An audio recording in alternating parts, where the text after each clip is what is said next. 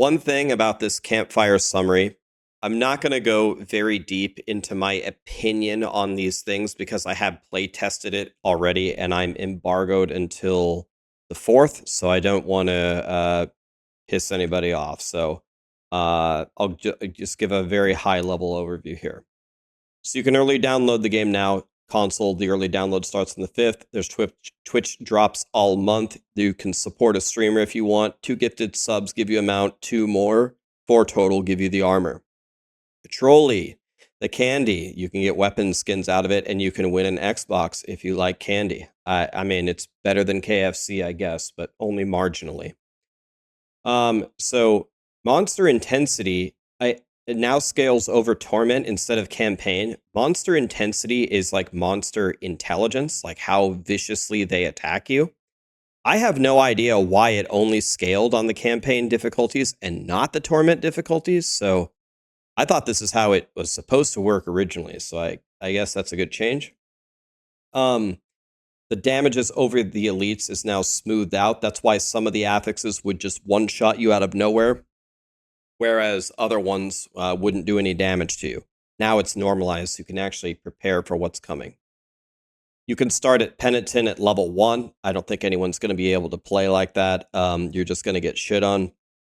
Maybe if you have the full codex and you're making an alt and you're super prepared, you could start at Penitent at level 1. But either way, it's cool that they opened that up because this could be like really fun, like hardcore competitions later.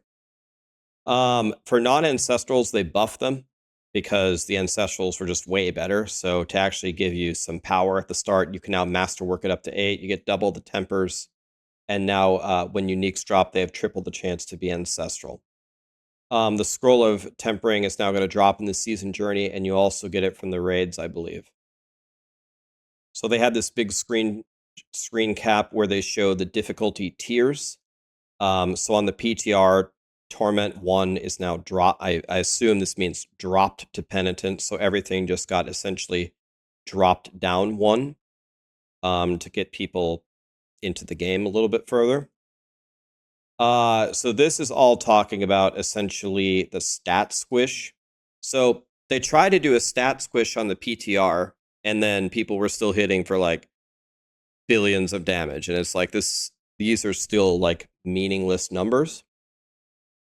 Well, now they actually really did squish it now, and they reduced it tremendously. So we'll see how it actually plays out. But the idea is for you to be hitting for like thousands instead of billions. Torment 1 will drop you everything in the game. The tiers beyond it only increase the odds of it dropping, but if you only get to T1, which should be accessible pretty much everybody except the most uber casual people, could potentially get anything in the game. They fixed some of the Paragon nodes. They made some of the rare and the magic nodes more powerful. This was a huge problem with the original Paragon system. All you would do is just stack as many glyphs and as many of the legendary nodes as you can.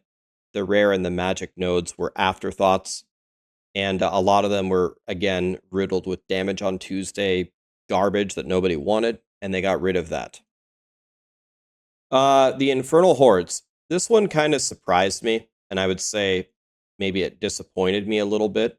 So they fixed a lot of the rewards, and now they made it easier to target farm the uniques, and they make it easier for you to click the materials thing instead of clicking it 1,000 times. But I have said this since day 1 of the Infernal Hordes, and on the updates, and on the season launch, and I still think it's a problem, and they didn't talk about it. I think the worst part about the Infernal Hordes are the boons and the banes. The boons that you get that make you feel stronger, they really don't make that much of a difference except for Hellborn invigorates you. And a lot of the boons that you really want are really just only reward based. This gives more Aether. This gives +2 Aether. This gives 3x Aether or whatever. Instead of actually manipulating the Infernal Horde gameplay itself. I think that's the biggest problem with it. I was very sad to see the update where they didn't update that. I hope we see that in the future. They have said on a previous Campfire that they agreed and they thought that that was a problem. So they increased miscellaneous rewards in other places, and Ancestral drop rates are increased in a lot of the game. The Nightmare dungeons now give you experience on completion. This is something that I wrote to Blizzard about the early game Hellborns. You kill a goblin at level 15. He doesn't give you anything. A lot of these things just drop you garbage loot. Looks like they buffed all of them.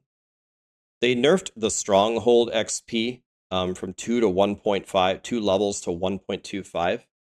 I guess it's fine. I guess Strongholds will still be good, but I'm actually really surprised that they did this, because this version of XP farming was a lot more fun than pretty much any of the other metas. And almost not everybody doesn't ever agree on anything, but it was one of the things that was almost universally agreed upon, that this was more fun than the other crap we were doing, like chain clearing the dopamine tunnels. I'm actually very surprised that they did this. It'll still be good, but I would not have done this if I was Blizzard, to be honest with you. This is actually very interesting. So in Torment 1, I believe this is Torment 1, non-legendaries are auto-salvaged. But I remember when they redid items a few seasons ago, we asked them. I know I specifically asked them, and I think other people asked them too. Why don't you have them auto-salvage now with your Loot Reborn season? And they said, we have a plan to make yellow items good, or blue items good, potentially with crafting. Now they're just auto-salvaging it. So does that mean that they've abandoned that idea and now they are just useless? To me, this is kind of what that means. Unless they're only having it auto-salvaging now until they implement it, but that almost seems like a step backward. I have no idea. So if you have no plans for yellows, I like this change, but this is not the message that we originally got. Paragon glyphs now drop in the pit, but they never dropped in the Infernal Hordes, so I don't know if they're going to add it there. Mythic Unique crafting, you can trade 2 sparks for a random one, or 2 sparks plus a bunch of runes for the one that you want. So that could be cool, especially for people that don't have a lot of time to play and can't get the one that they want. You can trade large amounts of salvage for random legendaries. Sockets for regular gear now just cost basic materials. You only need scattered prisms for ancestrals. So the most powerful items in the game. We'll have to read the entire patch notes through, but in general, they buffed barbs because they thought they were behind. I agree with that. They buffed druids, but they nerfed one of their really powerful interactions that was just way too strong. I think it was that lightning storm, that chain landslide lightning storm build thing. But they should have a buff to companions, which a lot of people will be happy about. They really buffed minions, and things like Ring of Men Down that wasn't scaling properly should. So Minion Necro went from like greatest build ever in Season 4 to almost completely obsolete in Season 5. So hopefully this is coming back. This is probably the thing that made me the most sad. Like, I'm not saying that it maybe didn't need to happen, but Victimize got nerfed. So this means like the Goblin Blaster 9000 or the Brain Dead build got nerfed, which is one of my favorite builds of all time. So they said it would still be competitive. We'll see. But this hurts. They nerfed Sorcerer Enlightenment, which I believe is a new key passive, if I have that right. But they didn't mention anything about specifically nerfing Lightning Spear. They already made some changes, but they didn't say anything further about nerfing Lightning Spear. And Lightning Spear was still on the PTR, was still like the greatest build ever. Okay, so people are saying that they did nerf it in the patch notes. Okay, so maybe Lightning Spear is gone as well. So these were like the 2 greatest builds, and now maybe both of them are potentially gone. Rune word balancing. I mean, everything that you would think here, every logical thing that you would think here happened. They nerfed Warcry. It was way too strong. They moved the Petrify multiplicative damage to the upgrade of Petrify. That way, if Barbs spec into Warcry and Druids spec into Petrify, you can actually get the really powerful version, but other classes won't get as good of a version as before. Then some of the things like the Meteorites and the Wolves have had massive damage increases, and in case of the Wolves, their AI is smarter. But then in the Q&A, they said that they're not sure exactly what these things will scale with. So if it doesn't really scale, then that would mean that maybe it's only viable while you're leveling, and once you start getting your multipliers in the end game, it starts being worthless. But they said that they would be open to changing it, so I guess we'll see what happens there. They labeled this as the Season of Hatred, but I'm pretty sure this is Vessel of Hatred. They're talking about all these new things that are coming with the expansion that we already know, like new skill points, entirely new skills, Paragon points, glyphs, uniques, mythics. We know about that. The season event is a zone event. It goes through the regions. Mephisto's corrupting everything. You chase these realm rockers around, and then they drop a portal. The portal has a bunch of monsters and goblins and bonus loot rooms. Then you get to choose your rewards. At the end, they are going to give you opals. These are a consumable that stack with elixirs and incenses. And they're going to give you bonus loot, and it's going to let you get your reputation with the seasonal Zakarum. And then they have very good rewards as well.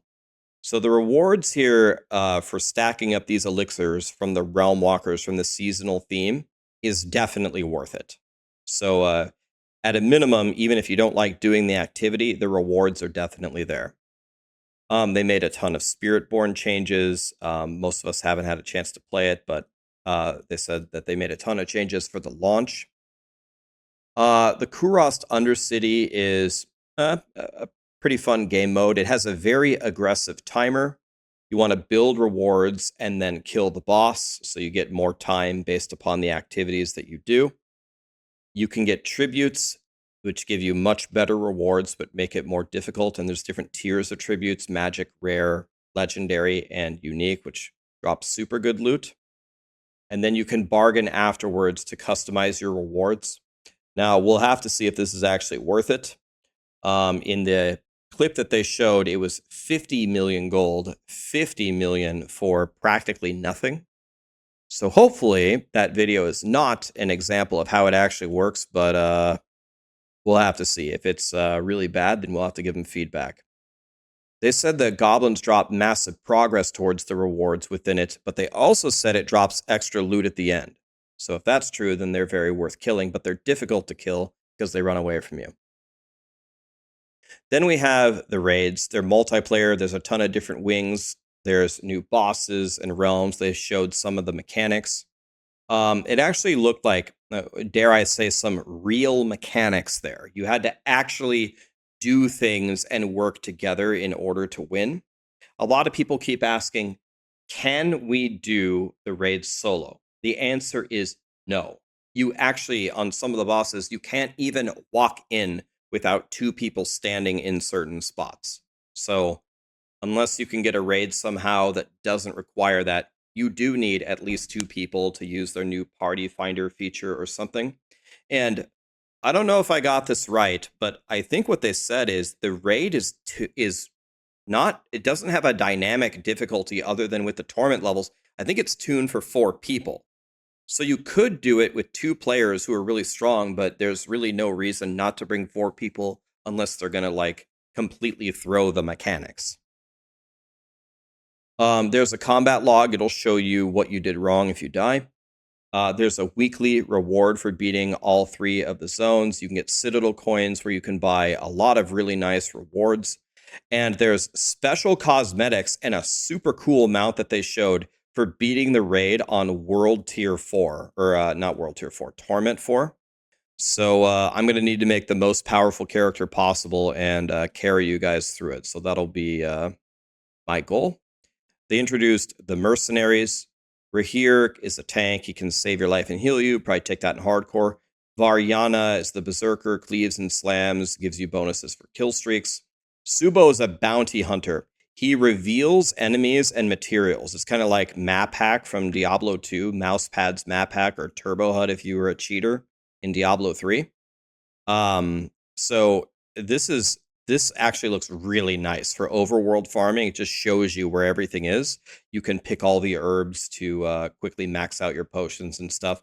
And remember, these random materials and stuff that you get, you now have a new mechanic where you can trade them into the blacksmith for random legendaries, and they can be unique and mythic unique. So it might be a strategy if you just want to, like, I don't know, put on some Enya, some Spotify or something, just to run around with Subo and just pick up all of the materials all over the world and then just go trade them in. I have no idea, but that's a potential strategy. Aldkin is a demon. He does fire or shadow magic. He could curse everybody, including yourself, like make every enemy vulnerable and yourself if you don't have access to vulnerable in your build. Or maybe he burns everybody while draining your resources. He's the demon child. Reinforcements allow you to pick a skill from a mercenary and assign it to one of your skills. So, for example, if you want to use the ability from one of the mercenaries where they gather everybody up after you use Spiritborn Soar, so you soar into the pack, and then the mercenary will gather them up for you, and then bam, clock them on the head and you kill them. Mercenaries have rapport that you build. When you get to the end of the rapport, they have this really awesome reward at the end. You can repeat that last reward if you don't want to level up the other mercenaries. But leveling up the other mercenaries will help you because you'll get more skills to use as a reinforcement. You can also barter for items if you level up the mercenaries, and each mercenary that you level up is tied to a certain like family of items or family of rewards. So if you level up all of them when you're bartering, then you can get the best possible items. And then finally, one important question is, if you level up your mercenaries and you make an alt, does the progression carry over? And the answer is yes.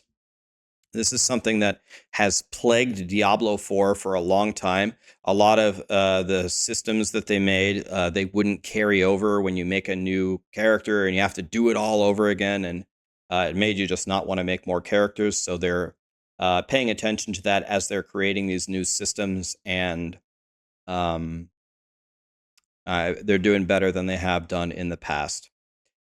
Overall, I would say most of these changes are pretty good. They're probably the thing that makes me cry the most, honestly, is the victimize. I really didn't want this nerfed. I get why they had to do it. It was just so strong, but I'm really sad about this. I will make the Goblin Blaster anyway, and I'm gonna see how strong it is. But I don't know. I'm really sad about this in particular. I would like to dive into all of these different mechanics and tell you what I really think, especially because I've had an opportunity to play with some of these and tell you the good and the bad things. But that embargo, that NDA, doesn't lift until the 4th, so I better not say anything right now. So I'll make the State of Diablo, the State of Diablo's expansion as the first video that I release the moment that the embargo lifts, if you'd like to hear my full thoughts. But overall, without having seen the patch notes, I think that these updates are pretty good and are moving the game in the right direction.